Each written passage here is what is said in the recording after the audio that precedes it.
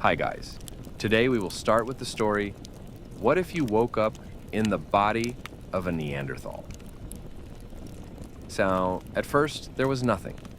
No time, no sound, no thought. Somewhere far away at the edge of oblivion, a coldness trembled. Not a temperature, but a primordial instinct, enveloping the emptiness like a second skin.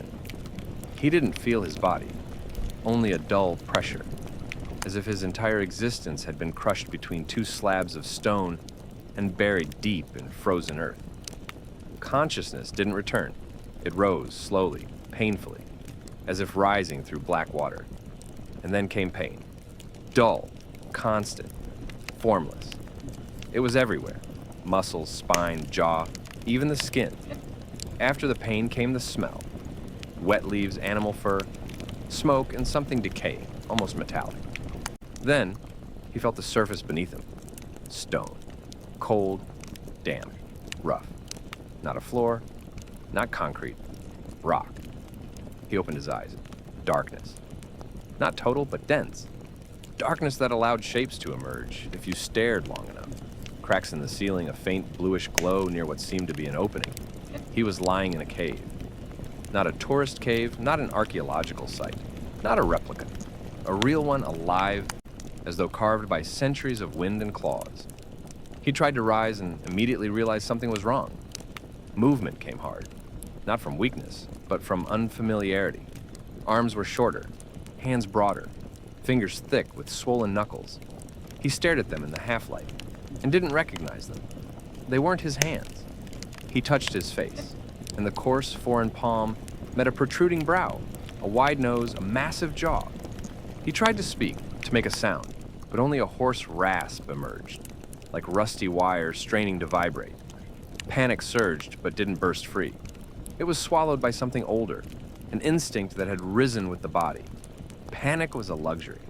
What mattered now was understanding. He stepped outside the cave. Early morning, fog, snowy forest. The air sliced his lungs like glass. Everything was painfully real. The scent of pine, the crunch of frost beneath his feet. The silence that held no trace of civilization. No distant cars, no barking dogs, no electrical hum. Only breath, his own, heavy, steaming in the cold. He looked around. No houses, no roads, no wires. Just trees and an eerie clarity in the sky. As if the heavens were closer here than in the world he knew. He wanted to scream, to call for help. But who would answer? The world didn't know his name. This forest had never heard language. He spotted a puddle, a patch of water crusted with ice. He bent to drink and froze. The surface reflected a face. Wide, heavy-boned, unfamiliar. Brow ridges like a predator's. Tangled hair, thick lips, scarred skin. He stared, unable to look away. It was a Neanderthal. But inside, he was still himself. His mind, his fear, his memories, though already they were beginning to fade, like pages soaking slowly in mud. He didn't know how it happened, or why. Only one thing was certain. There was no going back. And if he wanted to survive, he'd have to learn not how to be himself, but how not to be. He returned to the cave, scanned its corners, old bones, ash, niches worn into the stone. Someone had lived here, or still lived. Maybe it was him now, maybe another. Deep inside, something stirred. Not quite fear, not quite resolve, but something ancient and wordless. Nature didn't wait for explanations. In this world, no one explained. Here, you eat, or you're eaten. He didn't remember how to make fire, but he knew it could be made. He didn't know how to hunt, but already felt that his limbs remembered. He had no memory of being an animal, but something in him whispered, "You will, soon." Cold and track time flowed differently here. Without clocks, without the sounds of civilization, without the rhythm of familiar days, he could sense only light and darkness, warmth and the biting cold that began to seep under his skin.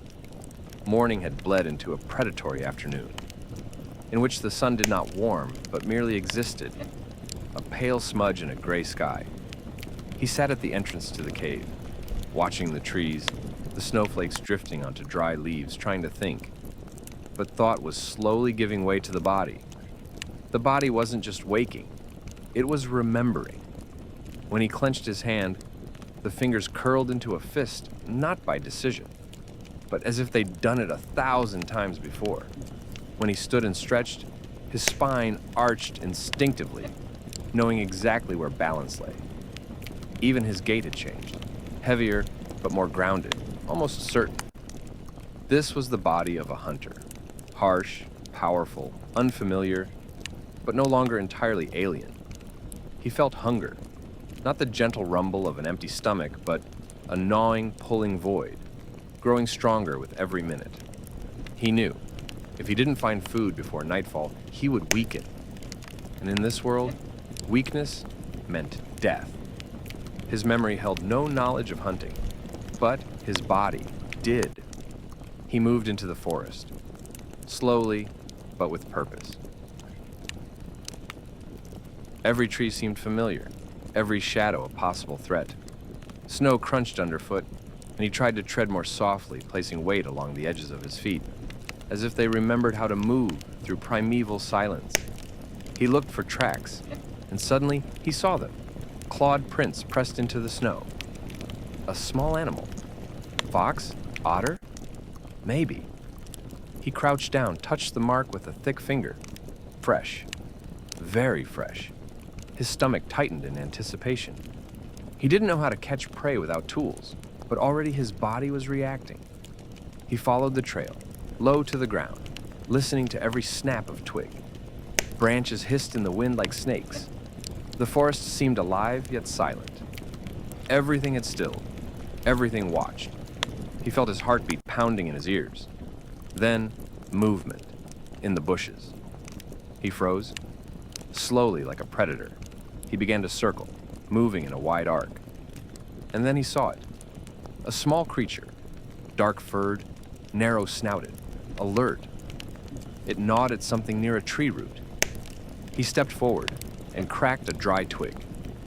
A sharp snap. In an instant, the animal bolted. He lunged after it without thought, without planning, just chased. Through underbrush, down slopes, across icy streams. His lungs burned, but his body moved like a machine, agile, quick, unhesitating. He closed in as the animal veered, and the Neanderthal leapt, stone gripped in both hands, seized during the pursuit. A strike, a squeal, then silence. He sat, panting with the warm weight of his kill in his arms. His fingers trembled, not from cold, but from adrenaline. He had made a kill. With his hands, no weapons, no plan, like a beast. But instead of revulsion, there was relief. He survived. Today, yes, he would survive. He tore at the fur, clumsily broke open the ribcage, ate raw meat, and for the first time, felt a primal strength returning to his chest. He didn't think of bacteria, or morality, or hygiene. Those words didn't exist here. There was only flesh and hunger, and the forest that watched. The forest that was silent but remembered. He knew. Next time he might not be so lucky. Next time he would have to be smarter, faster, stronger. He returned to the cave, tired but fed. He sat by the fire that wasn't there yet. But it would be. He felt it. Inside him. Not just savagery was awakening. Will was awakening. Not to give up. Not to die. To adapt. To transform. Something deep inside him whispered, "You are no longer just a man. You are the beginning. You are what came before all else. You are the root. The night that breathes." By evening, the forest had changed. It hadn't become something else. It had unfolded. The branches no longer merely stirred, they whispered. The shadows didn't just lie on the ground, they moved. The air, steeped in cold and soil, suddenly thickened like smoke. Every footstep echoed with an unease too ancient for words. This wasn't fear as known by the modern world. This was fear without image, without a source. A primal knowledge, you are not alone. You are in a world where you can be eaten. He returned to the cave before dark. The predatory sun sank behind the horizon, leaving not a sunset, but ash. Dusk crept in slowly, like water seeping into a cellar. With every passing minute, it became clear. Night here wasn't merely the absence of light. Night was alive. It could feel. It could watch. It could taste you. He knew. Without fire, he wouldn't survive. But in his mind, there was no knowledge of how to make it. Matches, a lighter, all of that was left behind. And yet something deep inside knew. He didn't remember. He felt 2 pieces of flint, dry moss, pine bark. He searched, gathered, tried. At first, clumsily, then with rhythm. Stone struck stone, sparks flared and died, again and again, until wrists ached, until knuckles bled. Then, a flicker, thin as breath, a yellow spark on moss. He cupped it in his hands like a newborn. Blew softly, it lived, it breathed. And then, flame. Fire was a god. It chased away fear, it chased away beasts, it chased away the dark. In its glow, everything changed. The cave became not a maw, but a home. The walls, no longer oppressive, became shelter. The world grew smaller but clearer. He felt his chest warm, his muscles ease slightly. Yet inside, a pulse of tension remained. Not panic, memory. Night is not for the weak. Not even with fire, especially with fire. He sat by the flame and stared at the ground. Nearby lay the same stone he had used to kill the small animal. Sharp, simple, unadorned. But in his eyes, it was an instrument. He picked it up, began chipping at it, shaping it. Not consciously. The stone seemed to know where to fit in his hand. His hands knew how to hold it. His mind still didn't. But it was learning. He worked in silence, as though with every spark from flint, a fragment of his old life broke off. The stone was revealing itself. His hands were hardening. His brain quieted. The night breathed. And then a sound. Beyond the cave. Out there in the woods. Faint, but precise. A twig snapping, not the wind. Someone was there. He froze, his heart clenched. The stone in his hand suddenly became truly sharp. He didn't know what it was. A wolf? A saber-toothed predator? Or another like him? But it didn't matter. The question vanished. He had to be ready. He grabbed a fallen branch, sharpened it with the stone's edge, made a spear. Primitive, but his. He was neither a warrior nor a hunter, but he was alive. And now, he had fire and a weapon. That night, he didn't sleep. He sat watching the flames, listening to the forest, feeling something shift just beyond the firelight. He understood. The fear hadn't left, but it now belonged to him. It had become part of instinct, not a barrier, but a motor. He had begun the journey back to the beginning of everything, and the road was clear. Do not be prey. The tracks of others' mourning brought no relief. It wasn't calm and clear like the ones described in books about the ancient world. It was gray, heavy, sluggish, like the world itself wasn't sure whether it wanted to wake up. He sat by the dead ashes of the fire, staring into them as if they held some secret. His fingers were scraped, his muscles ached. He felt like part of the earth itself, damp, fragile, exhausted, but in his own way, alive. He had survived. But that was only the first night. As the mist began to retreat, he left the cave, staying close to the rock face. Now he understood that daytime wasn't just for finding food. It was for learning, for memorizing, for becoming part of this world. The wind stung his face, but he no longer flinched. Instead, he raised his head higher. He felt it now. The body was adapting faster than the mind, and in that there was both power and danger. He walked along a narrow stream over damp moss, between twisted trees draped in lichen.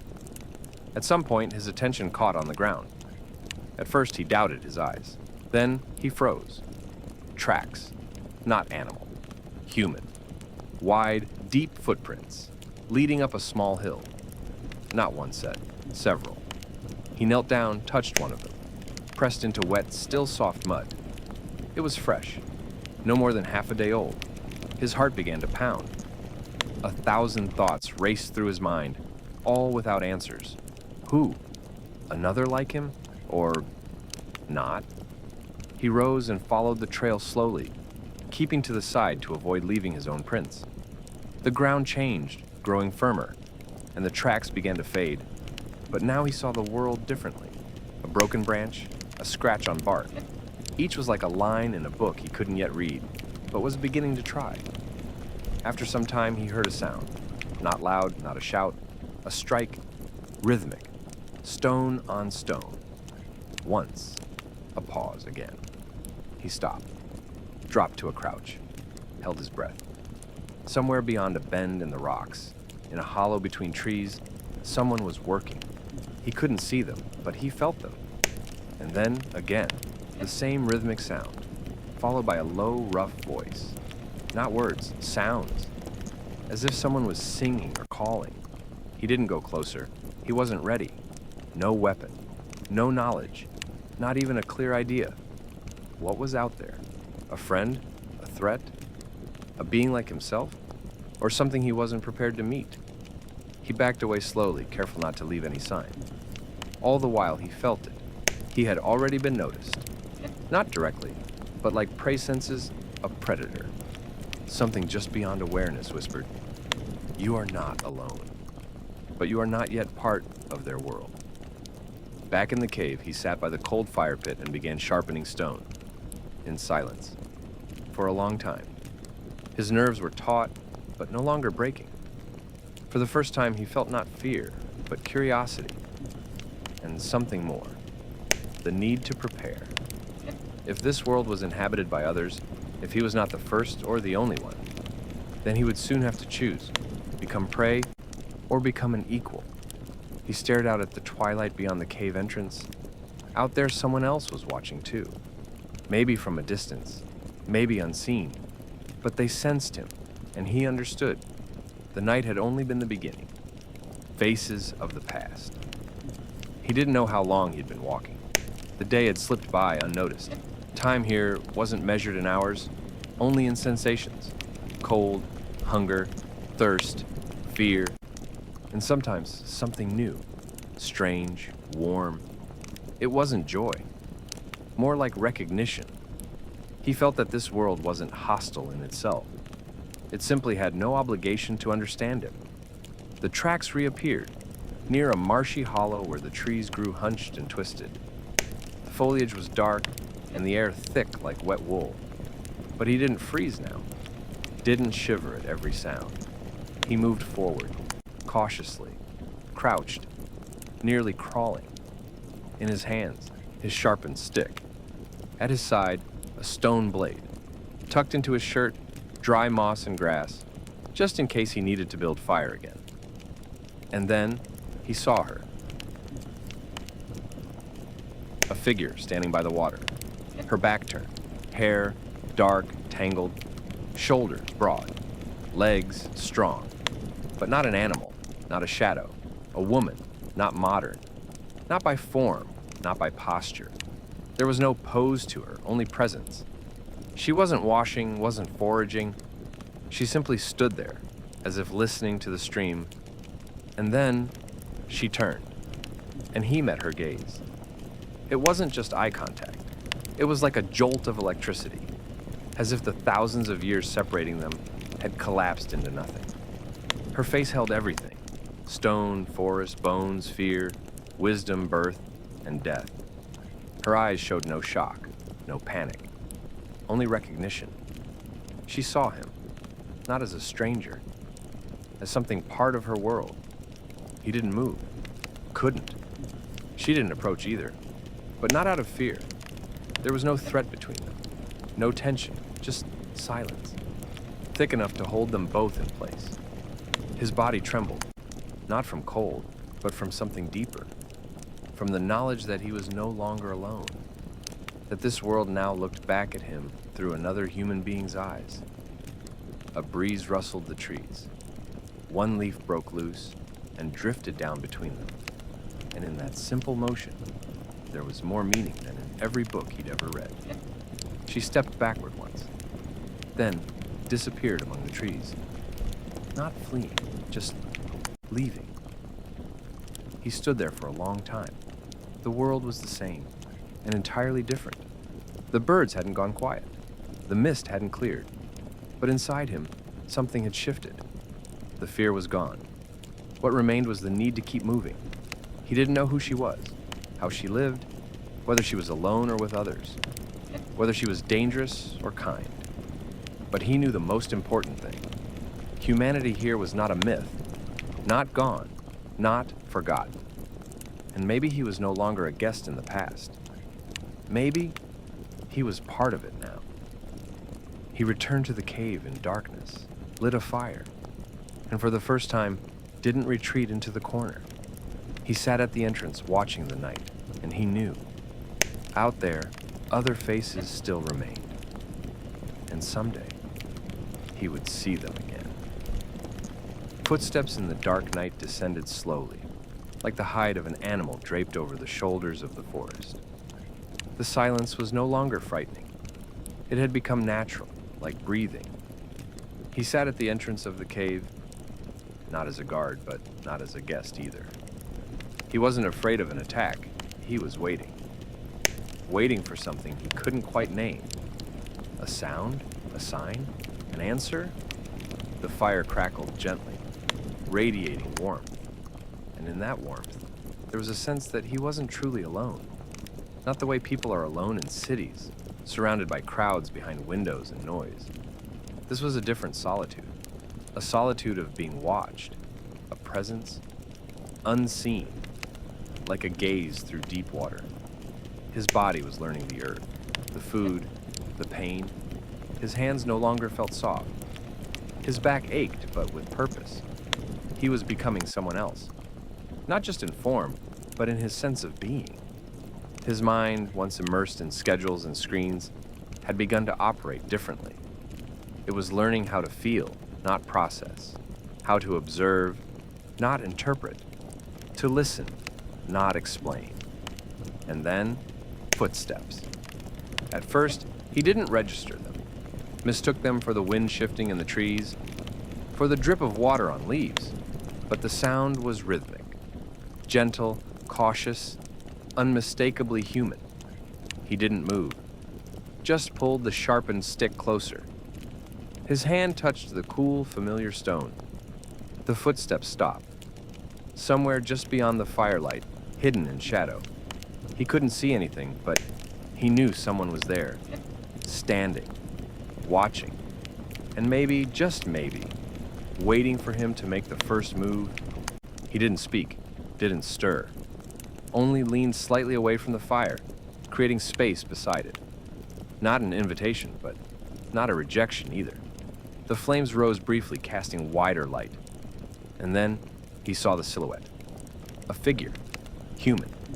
Broad shoulders, low forehead. Not a woman, not a child, an adult. He stood still as if this weren't the first time he'd come here, as if he'd watched before. And then something simple, but important, happened. The stranger stepped forward, not toward him, just into the circle of firelight, and crouched on the opposite side, silently. No gestures, no threat. Two people, two worlds, two times. Sitting on opposite ends of the same fire, surrounded by night, he could feel it. He mustn't speak. Mustn't move too fast. Whatever would happen next had to happen on its own. The figure reached into his belt and pulled out something, a bone or perhaps a root, and placed it by the flames. Then he left, just like that. Wordless, not running, not hiding. He vanished into the dark, as if he had never been there at all. He stared at the object left behind. It wasn't a gift in the modern sense. It was a sign, a silent message in a language older than any tongue. What did it mean? I see you? You are accepted? Or I am watching? He didn't know. But within him rose a feeling stronger than any answer. The feeling that a door had opened. Following the trail morning came without warning. Light didn't pour in. It seeped, as if someone had parted the branches above the cave and let dawn drip gently from the sky. He didn't wake from cold or noise. He awoke from a feeling of movement, not around him, within him, as though the world, having given him something in the night, now waited for his response. He didn't know why he decided to follow the trail, to go after the one who had come in the dark and left a sign by the fire. It wasn't a choice made by logic. It was driven by instinct. He felt if he didn't go now, the moment would vanish. Like a footprint on wet earth, he packed quickly. His fingers moved with quiet confidence. He fixed the stone blade to a stick, turning it into a spear. He wrapped his wrist in fiber. He collected dry bark and tucked it into a pouch of leather. Then, he walked. The tracks weren't obvious. Sometimes he lost them. Sometimes they reappeared. A scuffed patch of moss, a bent branch, a shallow print in soft mud. He was learning to see not with his eyes, but with his attention. Not just to look, but to notice. The farther he walked, the quieter the forest became, as if nature itself had stopped watching and was allowing him to approach. He didn't know where the trail led, but he sensed it wanted to be found. An hour passed, or a day, or a century. Time dissolved. Only movement remained. He crept through undergrowth, slid beside streams, climbed over fallen trunks, and then he heard them. Voices. Not words, not speech, but sounds. Throaty, short, sharp. At first, he thought they were animals, but the closer he got, the clearer it became. These were people, not like him, but still, people. He froze, stayed in the shadows, hidden by trees, and then he saw them. 5, maybe 6, all like her, like him. Broad-shouldered, strong, low-browed, built to endure. They sat around a fire. One was carving something. 2 braided fibers. One stared into the distance, as if already aware of being watched. He stood motionless, his heart beat, not from fear, but from recognition. He didn't feel superior, not smarter, just different. He didn't belong to them, but he wasn't foreign anymore. They didn't approach, didn't react, but they also didn't flee. He realized they had accepted him as part of the forest, like an animal, a stone. He had become invisible, and in that invisibility, there was power. He sat there for a long time, maybe half the day. He watched, he learned, he memorized. When he finally stood to leave, no one stopped him. No one called out. But one of them, the eldest, lifted his head and looked directly at him, just for a second. And in that glance was the same presence he had felt by the fire. Recognition, witness, permission. He returned to the cave changed, not just in body, but inwardly. Because now he knew. He was not alone in the past. He was a student. The dust of words. He woke with the sensation that something had been left unfinished, as if a thought from a dream had slipped away, leaving only a trace pulsing at the edge of his awareness. The cave felt quieter than usual, as though sound itself had vanished, along with those who had once appeared and disappeared, without explanation, without names, without words. Words. He hadn't realized how deeply they had shaped his world until they were gone. In his old life, everything existed within the structure of language. Fear, desire, emotion, intention. All of it translated into speech. But here, in this world where every movement could mean more than 1,000 phrases, language had turned to dust, a useless murmur in the mind with nowhere to go. He began to understand that body language wasn't gestures, not simply mimicking motion. It was an internal alignment. To be understood, he had to do more than copy. He had to move in rhythm, like an animal entering a pack, not through sound, but through movement, scent, behavior. He spent the day mimicking their actions, how they wove cords, how they walked through the forest, how they held a stone or a stick, not with force, but with attention. He felt his body responding, recalibrating. He no longer walked, He stepped as they did. He didn't look. He scanned like a hunter. Each action, each motion felt like a sentence without words. When evening once again descended upon the land, he returned to that place, where yesterday he had only watched. This time, he didn't hide. They were already there, sitting as before, around the fire. One, the elder, glanced toward him, but showed neither surprise nor aggression. The others turned briefly, then returned to their tasks. It was a silent permission. Not a welcome, but not rejection. He approached slowly. Sat, not too close, but not far away. He could feel time stretch, every motion carrying weight. It wasn't fear, it was respect for the moment. He took out the woven cord he had made, crude, uneven, full of mistakes, but his. He laid it before him and nudged it forward as if to say, "This is what I've understood." The elder didn't touch it, but one of the younger ones stood, took it, examined it, then placed it beside the fire. He didn't throw it away, didn't tear it, simply accepted it, and returned to the group. It wasn't yes, and it wasn't no. It was you maybe. He sat with them until nightfall. No one spoke. And yet, it was their first conversation. The first attempt to bring meaning, not to words, but to presence. For the first time, he felt language was possible, but not the one he had known. Something raw, something real, not spoken, but through body and silence. The trial. The night was long, not because of cold and not because of fear. Fear had become an old companion by now. It sat beside him, silent, not interfering, merely reminding him that the world beyond the cave demanded vigilance. The night stretched on because there was no sleep in it, only anticipation. Something shapeless but heavy, like a storm cloud forming, like the stillness before the first step into the unknown. Morning came not with warmth, but with a decision. He felt it in his bones. Today, they would test him, not with a look, not with words, but through action. They would accept or leave him behind, not as a judgment of thought, but a measure of being. When he joined them, they were already on the move. No one said, "Come." No one gestured, but no one stopped him when he walked beside them. They just walked, as if his presence had become part of the ritual. And he knew today would be a hunt.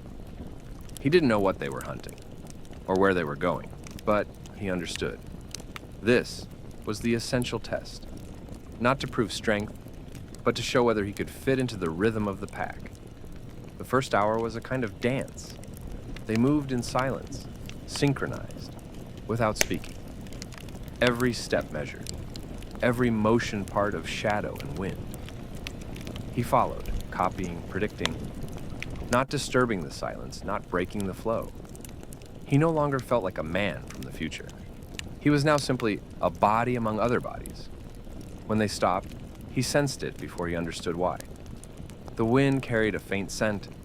Everyone froze. The elder motioned, one to the right, another circling around.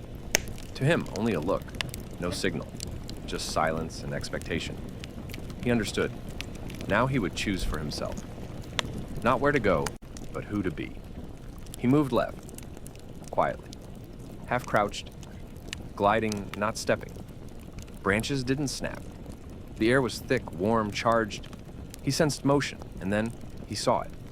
A large animal, muscular, reddish hide, hidden in thick brush. A boar. His heart didn't pound, it burned like a coal in his chest. But he didn't leap, didn't raise his spear. He waited, like a hunter, like a part of the forest. And in that moment, the others appeared. Left, right, like shadows, not coordinated, connected by rhythm. He was among them, inside the circle. Not prey, a link. A spear flew, not his, another's. The boar bolted, but the strike was true. The body collapsed. The ground trembled. A moment passed and everything was still again. He stood motionless, then looked toward the elder. The man looked back. He didn't nod, didn't smile, but his gaze was direct and acknowledging. He had passed the test not because he killed, but because he didn't break the flow. They didn't pat his shoulder, didn't say, "Well done," but they gave him part of the carcass to carry. They gave him weight, responsibility, trust. That was the sign. He was no longer just an observer. He had become one of them. The flesh of time. The weight of the meat on his shoulder wasn't a burden. It was a symbol, a mark, almost a seal. They had accepted him, not with words or gestures, but with that piece of slain animal entrusted to him. He carried it, knowing that through muscle passed not just mass, but trust. In that act, there was more meaning than in any ceremony he had known in his former life. There was no ritual here. There was survival, where every step, every decision was a word in a language that didn't speak but acted. The return to the cave was slow, but not tense. It wasn't a procession of victors, but the movement of the living, those who had survived today and taken from nature what was rightfully theirs. He looked at them differently now, not as strange, primitive creatures, but as bearers of a deep, unwritten history, where time wasn't a line, but a pulse in the chest, a thrum beneath the feet, a gaze into darkness. Inside the cave, the fire had burned low.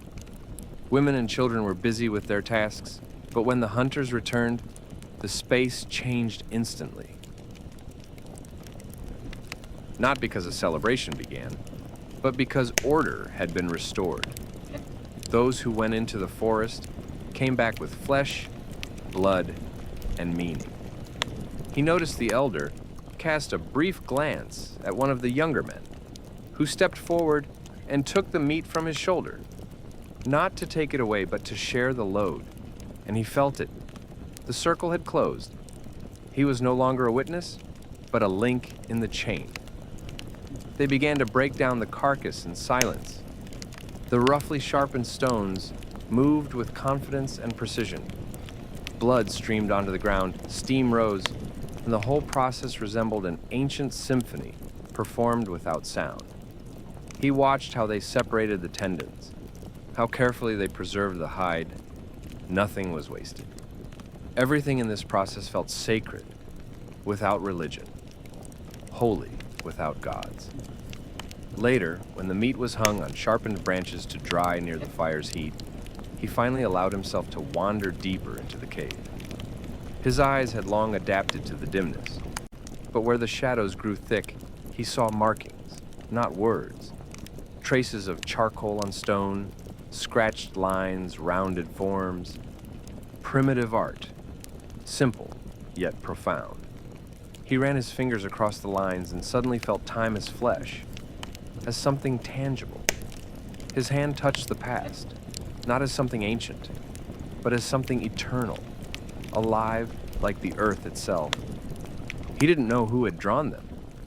Perhaps the same elder who today said nothing, yet accepted him with a glance. Perhaps someone whose bones had long become part of the soil. But he understood. This was the first form of memory, an attempt not to hold on to images, but to preserve feeling, spirit, rhythm. It wasn't a drawing of an animal.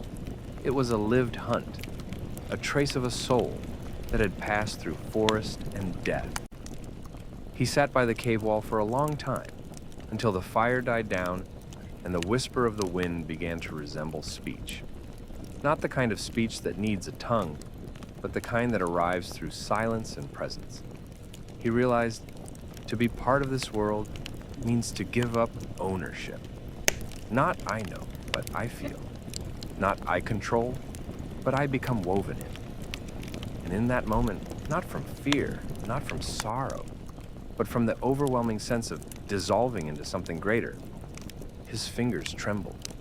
He touched the ground, picked up a piece of charcoal, and began to draw. Not to copy, not to depict, but to transmit. He didn't know what would emerge, but his hand moved. Inside, there was no goal, only the need to become part of the wall, part of the memory. That night, he did not sleep. He had become the flesh of time. The crack in the silence. Ever since he had begun to draw on the walls, something inside him had shifted. Not suddenly or sharply, more like ice that slowly cracks under weight, until, one day, it gives with a brittle snap. He felt it. A thin, barely perceptible fissure had opened between him and the world he had entered. He was still within the circle, still ate by the fire, still carried the spear and bore the weight of the kill. But in the silence, he had begun to hear something else beyond the breath of the tribe. He began to hear himself, and with that came conflict. It wasn't arrogance. It wasn't pride. He didn't believe himself to be better, smarter, or more civilized. He had long since stopped seeing these people as ancestors. They were his present. But somewhere deep inside lived the man who had once awakened in the body of a Neanderthal. The man who had read books, watched the stars, and knew that Mars held ice. That man had not vanished. He had been silent. But now he had begun to stir. At night, while the others slept, he returned again and again to the wall. He no longer drew the hunt. No bison, no deer. He drew forms that did not belong to this world. Circles, spirals, stars. His fingers moved without conscious meaning, but with an inner urgency. He didn't know exactly what he was doing, only that charcoal in his hand connected him to something greater. But what it was, he couldn't say. One day, the elder approached as he finished a new series of lines. The man didn't speak. He simply stood beside him. They stood in silence for a long time. Then, the elder looked at the drawing. His gaze wasn't angry, but it wasn't understanding either. It held a kind of doubt, not of threat, but of foreignness. And in that moment, he understood for the first time. His knowledge didn't grant him power. It gave him separation. He wasn't alone, but he was other. Not because of his body, but because he carried within him a memory of another world. And that world had no name in the language of the tribe. He remembered electricity, cities, glass, the taste of coffee, and it struck him like a knife in the gut. Sharp, quiet, invisible to the others. He didn't want to leave. He didn't want to lose these people. But now he realized that he could never completely be one of them. He could hunt, he could breathe, live, protect. But deep inside, something had begun to fracture, unseen but relentless. Later that same day, the young man he'd once fished with came to see the drawings. He stood for a long time, then spat on the wall and walked away. It wasn't an act of aggression, it was fear. The drawings weren't evil, but they were incomprehensible. And anything incomprehensible is dangerous. That evening, he sat by the fire, feeling the weight of glances, rare but sharp, touch him like needles. He wasn't an outcast, but he was no longer entirely one of them. And he understood. The trial hadn't ended with the hunt. It had only just begun. Because now, he had to answer the question, can one remain themselves without breaking someone else's world? The voice in the stone. The day passed in silence, but it was not the same silence as before, once filled with peace and rhythm. This was a thick, viscous silence, where every glance felt like a blow and every movement like suspicion. He felt something shifting, as if the air in the cave had grown heavier, as if the stones themselves had begun to listen. He tried not to stand out. He fetched water, helped with the meat, moved as usual. He did everything as before, yet now everything felt different. His own actions seemed alien to him, as if his body continued to follow the rituals, while his mind floated above it all, watching, analyzing, and worst of all, doubting. That night, he returned to the wall. Near the dimming embers of the fire, he found a new piece of charcoal and sat before the smooth face of the stone. But this time, his hand did not move. For the first time since that morning, he had begun to draw. There were no visions, no impulses, no desire, only a question. Why was he doing this? For whom? What did he truly want to say with these circles, lines, stars? He understood. The tribe would not accept explanations. They had no language for his thoughts. Even if he could speak to them in his old tongue, they would not understand.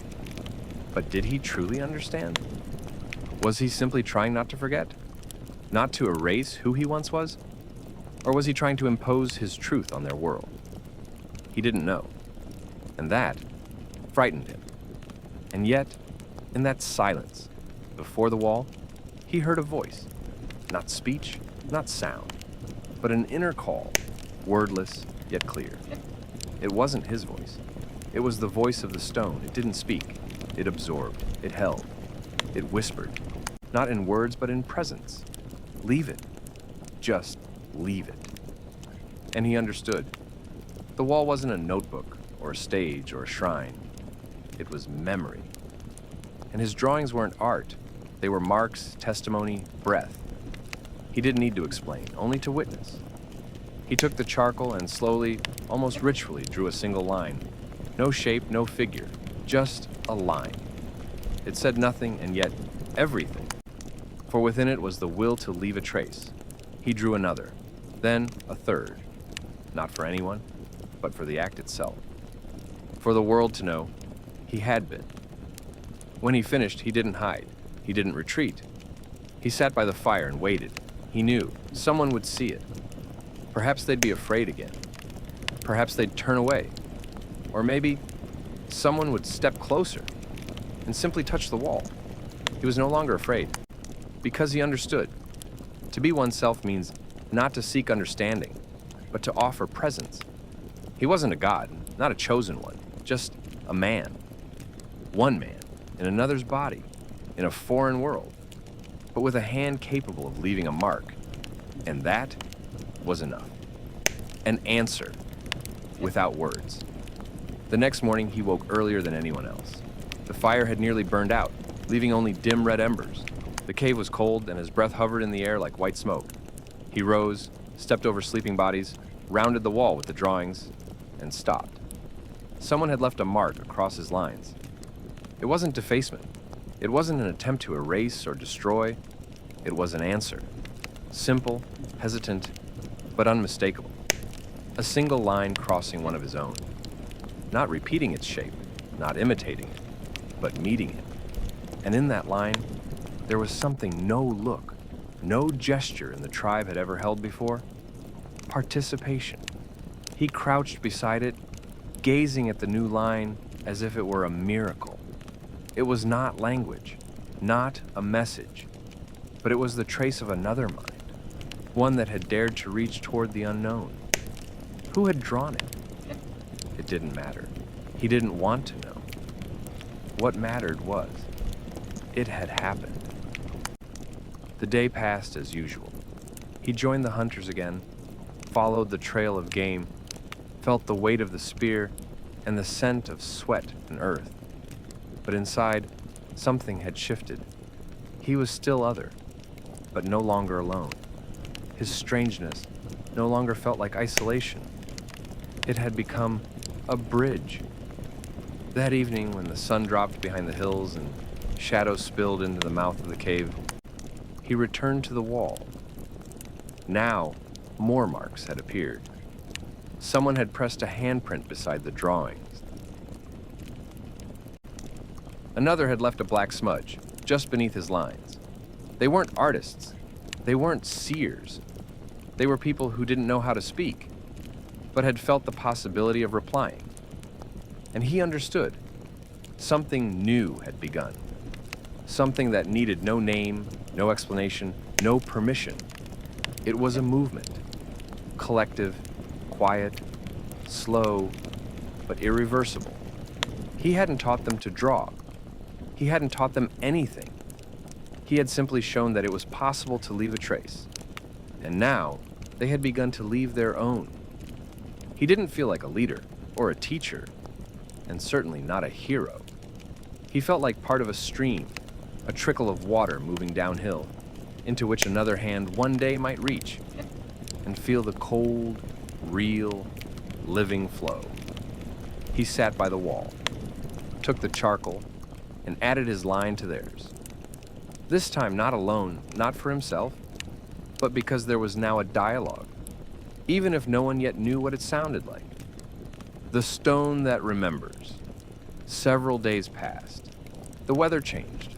A cold wind swept down from the north, and heavy clouds swirled overhead, carrying the promise of rain, or perhaps even snow. The tribe began to huddle closer to the fire. Their movements slowed, their voices softened. Outside, nature raged. But inside the cave, something entirely different was forming. A silence of another kind, not born of fear or exhaustion, but of expectation. The cave was changing. He hadn't noticed at first, but now he saw it clearly. People came to the wall more often, not always to draw, sometimes just to look, sometimes to touch the stone, as if hoping for a reply, especially the children. They traced the lines with their fingers, tried to copy them in the dust on the ground, sometimes giggling, sometimes sitting in complete stillness. He once saw a girl press her ear to the wall, as though listening to a voice buried deep within the rock. He didn't interfere. He didn't instruct. But one day he noticed a young man take a charred stick and carefully draw a sign, a simple spiral. It had no obvious meaning, and yet it meant everything. It wasn't imitation, it was transmission. A spark passed from one soul to another. It no longer belonged to him. It had become part of their culture, even if they didn't yet know they had one. In time, the drawings multiplied. They spread across the wall, upward, inward. People brought new pigments. Someone found ochre, someone crushed berries, someone smeared red clay. In the evenings, after the hunts, when the fire roared, shadows gathered near the wall. Some drew, others watched, others remained silent, but all of them participated. He felt as if something immense was awakening. Not in the cave, not in the stone, but within the people themselves. A long, sleeping part of their nature had opened its eyes. This was not art for beauty's sake, nor magic for power. It was the first awakening of memory. The stone had begun to remember, and the people began to feel that their lives were not just a chase from death, but a movement through time, leaving traces as they passed. He knew he wouldn't stay there forever. His path would continue. One day he would walk again, perhaps to the east, where he felt another kind of sun rose. But now, in this moment, he sat by the wall, surrounded by marks, not his own, but belonging to others, and yet deeply familiar. And he felt the world had changed. He didn't know if anyone else would ever see these drawings. Centuries might pass, thousands of years, and the wind might erode the lines, ash might bury the walls, but something would remain. Not in stone, but in the chain of touch, in the gesture passed from hand to hand, from heart to heart. And he picked up a piece of charcoal once more, and he drew a sign. This time, a sign of gratitude. The threat beyond the firelight. The northern wind would not relent. It grew fiercer each day, as if it weren't merely carrying cold, but driving something unseen before it. Animals retreated deeper into the woods. Birds fell silent, and the nights grew longer, denser, as though darkness itself had become heavier. The tribe felt it. They huddled closer together, slept in tighter clusters, and ventured out less. Even the laughter of the children faded. No one spoke of it, because there were no words for the thing that stirred inside their bones. He felt it too. His mind, still modern, still inclined toward logic and explanation, couldn't quite grasp what was approaching. It wasn't a beast. It wasn't illness. It was a movement in the fabric of the world, like old, brittle ice cracking underfoot. He sat for long hours near the cave's mouth, watching the horizon. At first, without purpose, then with unease, and finally, with a tension he could neither ignore nor define.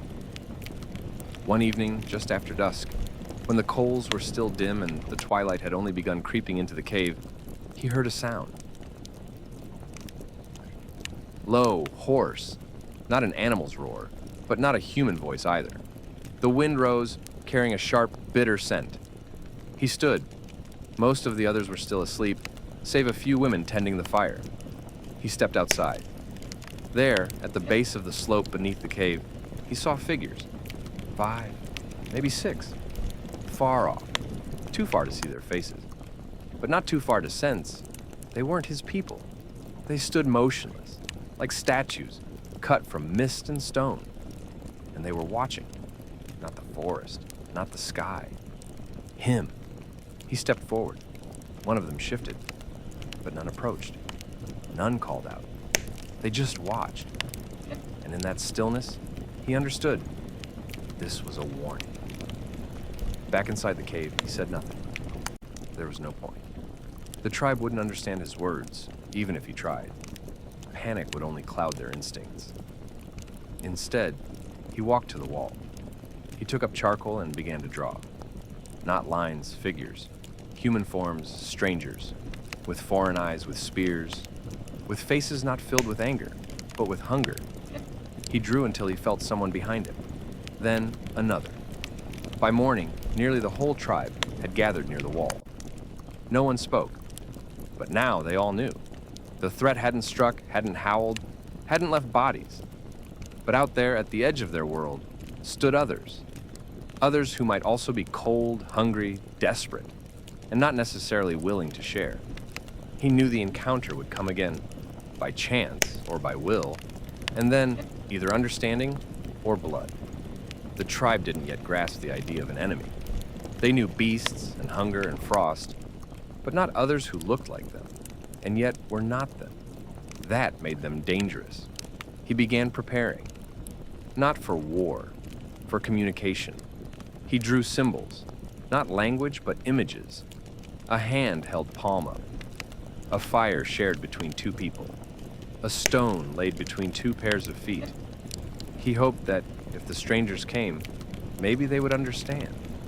But in his chest stirred a heavier feeling, slow and steady, like thunder approaching from far away. For the first time, he realized there may come a moment when drawing would not be enough, when the marks on stone would be like trying to stop a flood with bare hands. And that night, lying near the fire, he felt something new. He no longer saw himself as a traveler or a witness drifting through time. He felt like a member of this tribe, and that tribe might have no future unless he could find a way to protect it. He knew the next winter would not just bring cold. It would bring a trial meant for a kind of mind they did not yet possess. The first spark. By morning, the ground was laced with frost, as if the night had spilled a thin veil of glass across the earth. The air was sharp and ringing, each breath sliced at the throat. People hesitated before stepping outside, as if the cave had become a womb they no longer wished to leave. But he knew. Time was relentless. It crept forward like a predator, slow but certain. He left at dawn, alone. No food, no weapons, only a single shard of charcoal tucked into the folds of his fur. He wasn't hunting, he wasn't gathering. He was walking there, to the place where the figures had once stood, to the foot of the slope, where the brittle shrubs clung to frozen soil and the trees grew low and silent. He walked slowly, arms raised high, not a gesture his Neanderthal companions would recognize, but one whose meaning ran deeper than language.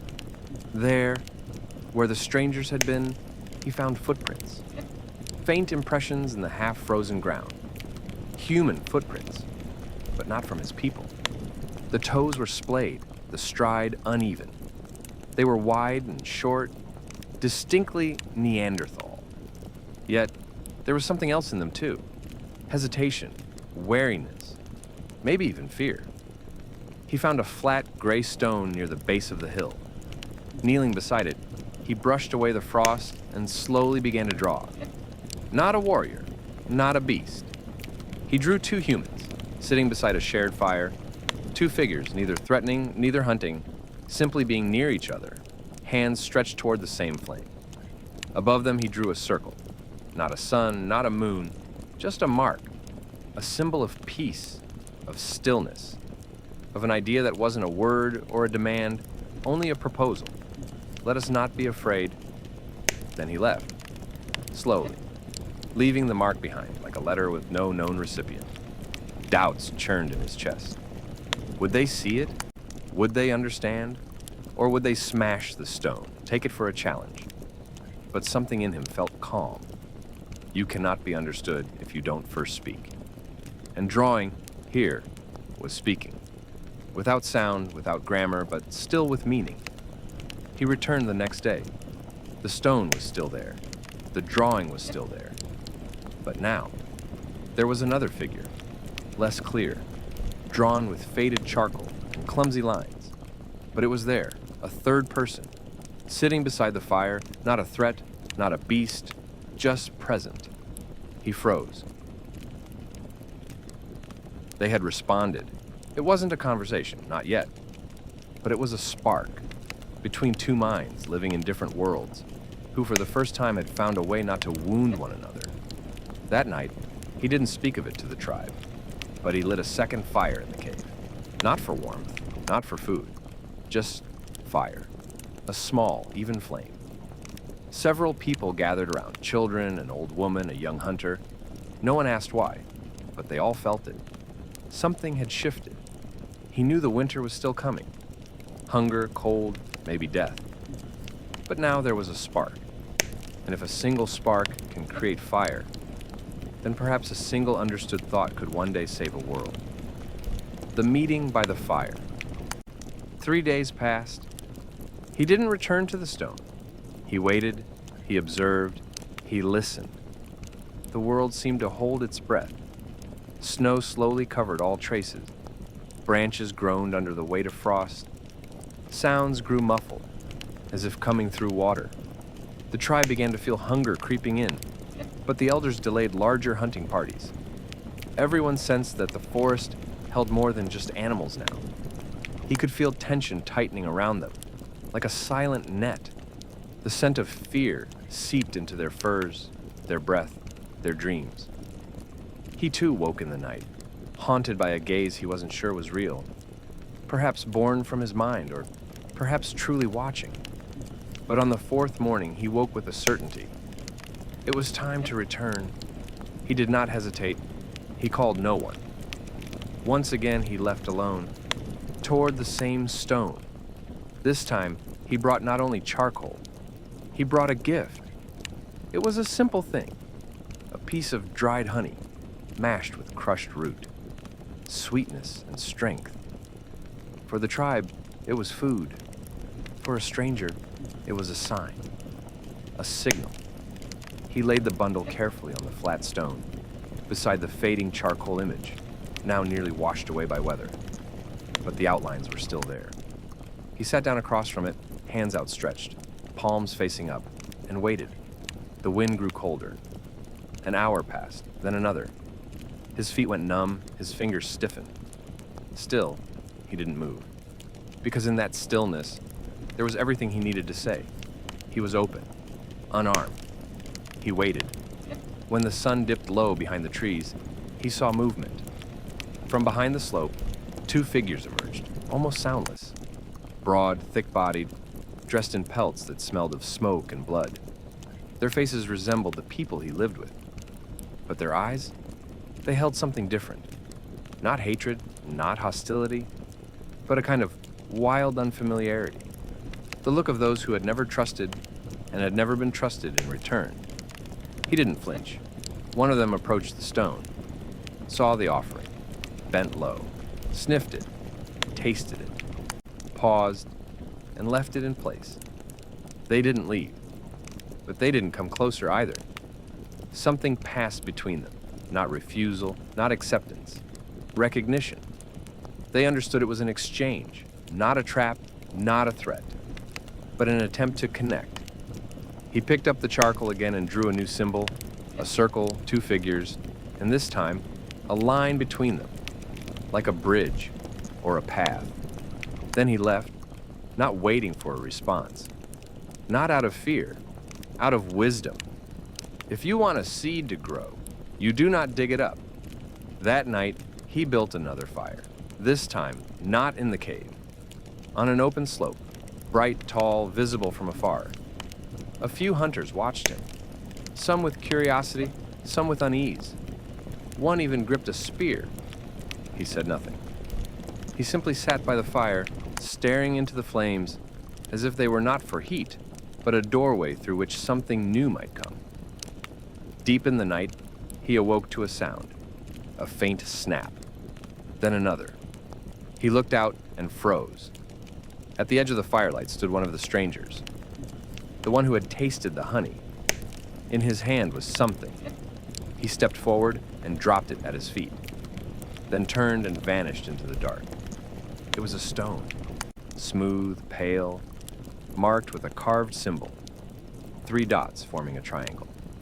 He didn't know what it meant, but he knew it was an answer. For the first time, he felt something more than anxiety, more than hope. He felt the touch of history.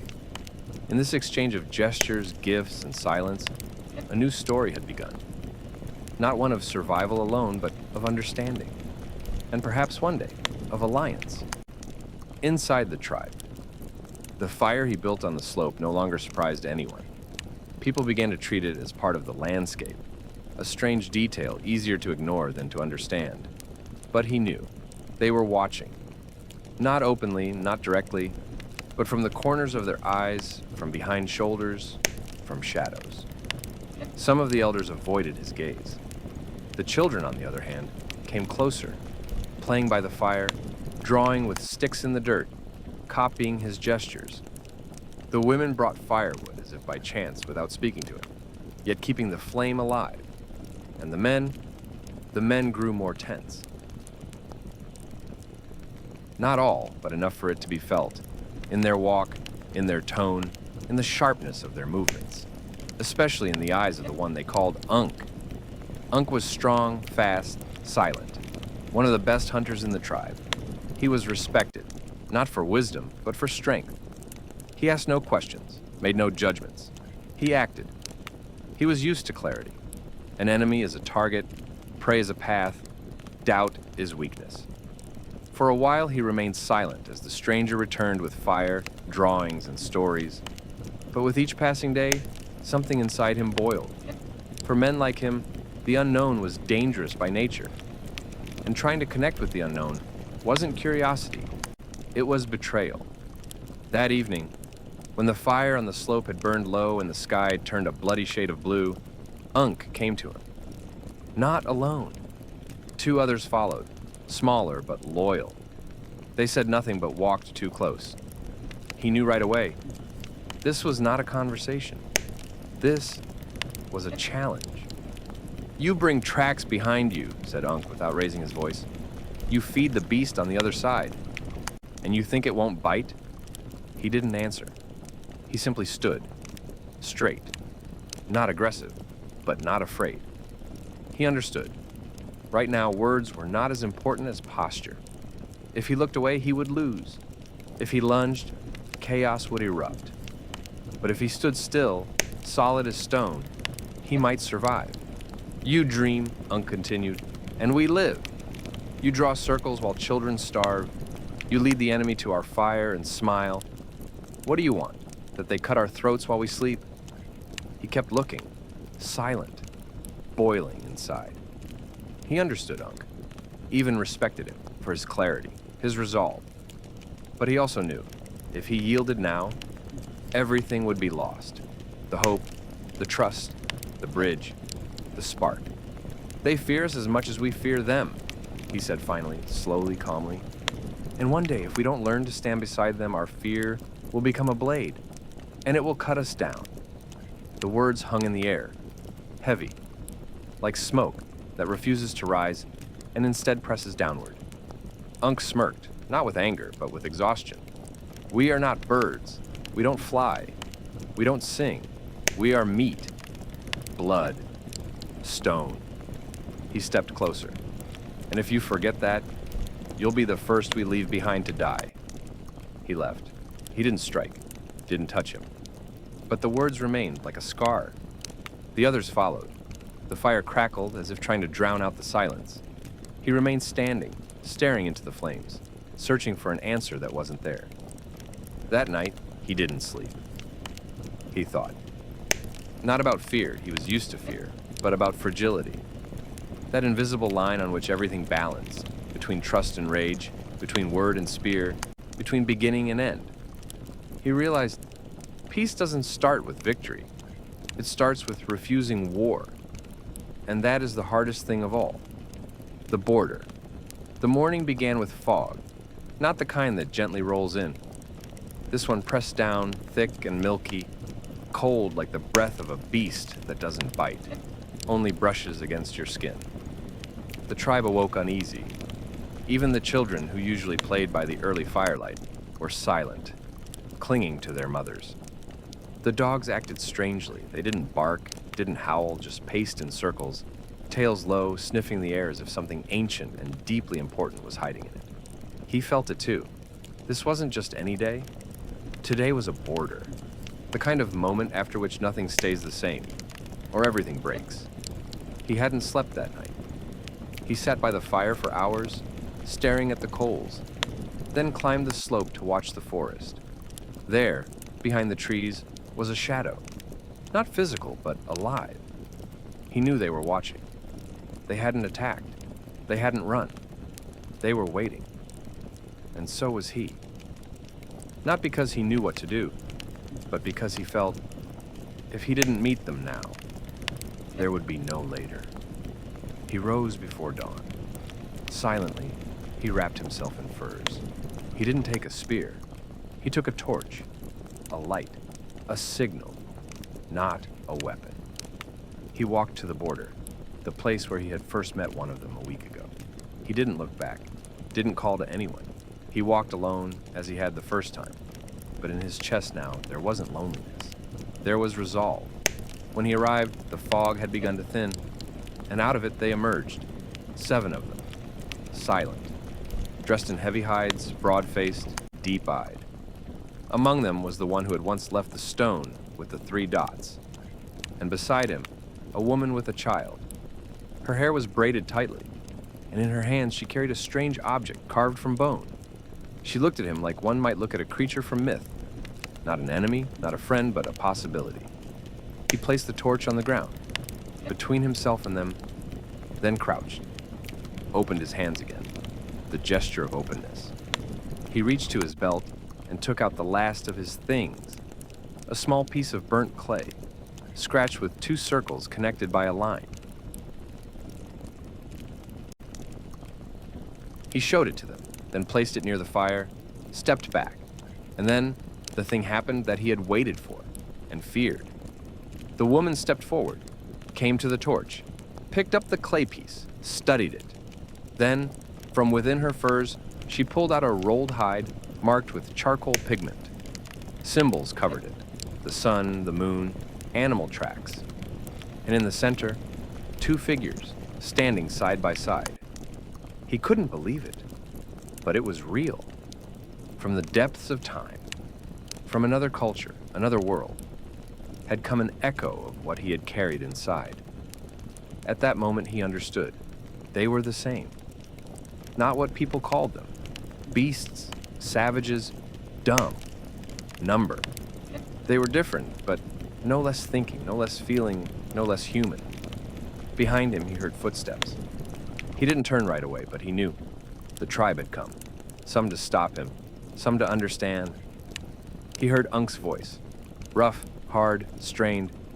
"What are you doing?" He turned, slowly, and for the first time, didn't answer with words. He simply pointed to the woman, to her scroll, to the fire between them. "Look," he said at last. "This fire's not mine, it's ours." Unk stepped closer.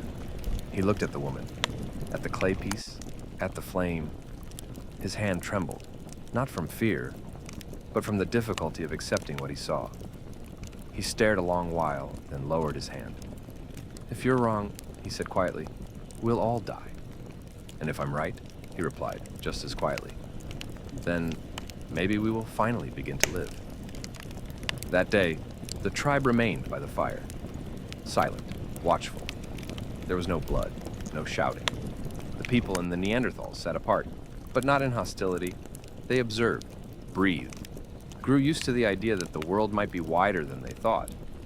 And that fear is not always the enemy. Sometimes fear is the bridge. They didn't form an alliance, they didn't leave as friends. But something new was born in the air. Not a word, not even a gesture, a willingness.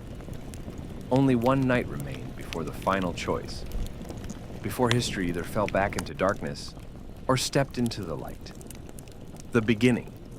The night after the meeting was quiet, not in the usual sense, not merely windless or silent, but inwardly quiet, as if the world itself was holding its breath, listening to something ancient and deep. No beast howl, no stone shifted. Even the forest didn't rustle its leaves, like the very air feared disturbing the moment. He sat by the dying fire, feeling the ground tremble. Not from fear, from power. The kind of power that comes when something must happen. Inside him, everything burned. Not fire, but expectation. A sense that this was no longer about his body, nor the fate of one tribe. This was about the future of humanity itself. Somewhere deep inside, he understood. These were the nights, the decisions, the people that become turning points. One word, one gesture, one spark. Everything could either fall apart or be reborn. At dawn, he rose. He felt every joint, every ache left from when he first awoke in the Neanderthal body. That body had become not a prison, but a tool. Not a curse, but a purpose. He no longer felt like an outsider. Instead, it felt like he was exactly where he was meant to be. He walked slowly, but with certainty, toward the clearing by the river, where the meeting was set. The Neanderthals were already there, 7 of them, as before. The woman with the child, the elder with the deer skull hanging from his neck, and the young one, who once mirrored his open hand gesture. But this time, they weren't alone. From the trees came his own people, the tribe, children with soot-blackened palms, women with eyes full of doubt and hope. Unk walked last, slow, silent. But he had come. That alone meant everything. 2 groups stood across from each other. For the first time, not as enemies, just as living beings, as possible neighbors. Between them, an empty space, taut as a string. He stepped forward, stopped in the center, took 3 objects from his belt, a stone, a bone, and a piece of charcoal. He held up the stone, strength.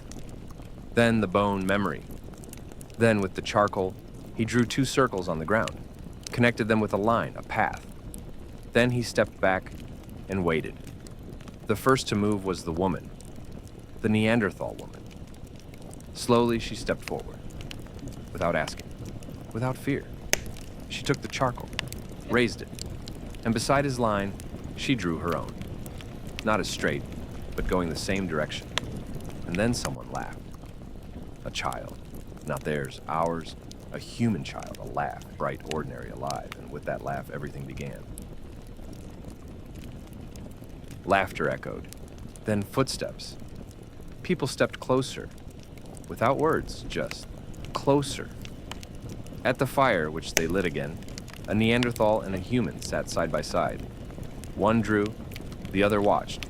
A woman passed food, without dividing portions, and Unk stood in the shadows, watching. Then he sat, not beside them, but not against them. He didn't know how much time passed, an hour, a day, a week. But at some point he woke up again, this time in his own body. He was lying in the forest, in thick undergrowth, his clothes torn, his arms scraped and bruised. Nearby, charred wood and shards of stone. No one around, no tribe, no fire. Only the sound of birds and the scent of morning dew. He stood, not knowing what had been dreamed, what had been real. But one thing remained sharp in his memory. The drawings, the gestures, the woman's eyes and her bone pendant, the hum of a fire that had once divided and then united. He walked forward, calmly, like a man who no longer feared the past because he had been there, and because maybe that's where everything had truly begun.